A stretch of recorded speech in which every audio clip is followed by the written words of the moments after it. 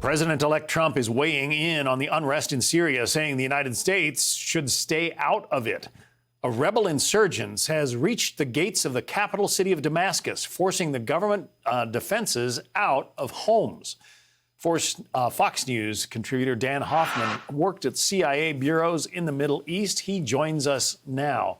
The prediction, I guess you would say, from the U.S. State Department, Dan, is that the Assad government in Syria could fall within days. Do you share that belief?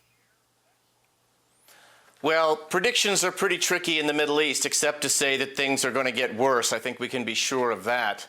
But look, the Assad regime right now controls only those two ports, Latakia, Tartus. Tartus is where Russia has a naval base, and their capital city of Damascus. So they're back on their heels right now and facing off against an insurgent group that is led by Hayat Tahrir al-Sham, which is a terrorist group. And their leader, Mohammed Jalani, of course, was aligned with al-Qaeda and with ISIS before later turning on them. So is this a case where the enemy of my enemy is not my friend, at least from the United States' point of view?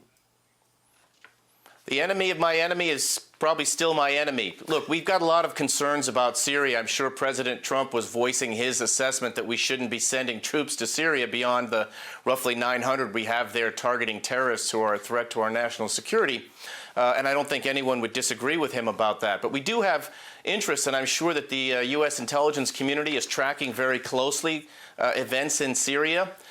Look, Syria is risking massive spillover of refugees that could threaten our allies like Jordan. It's been a transit point for material support to Hezbollah in Lebanon. It's Iran's only real ally in the region. And so we have to be tracking all of this very closely, as well as the fact that Syria could become even more of a terrorist state than it already is if some of these insurgents are able to take hold.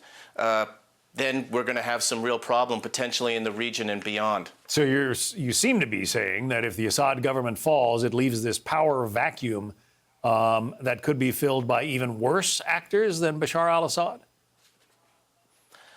Yeah, as unimaginable perhaps as that might sound. And look, Syria is a bad actor if you look at the fact that the support that they've been able to give Iran and the fact that they're behind the Captagon epidemic, this illegal amphetamine drug.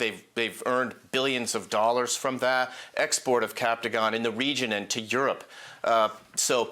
Look, as National Security Advisor Jake Sullivan has said, no one's going to shed any tears over Assad falling, if indeed he does. But you're right, the power vacuum could create a situation that is still of grave interest and a grave threat to our national security. It's just a different kind of threat.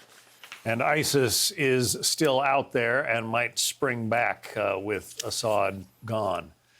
What a world. Dan Hoffman. Thanks, Dan. All right, thanks. Click here to subscribe to the Fox News YouTube page to catch our hottest interviews and most compelling analysis. You won't get it anywhere else.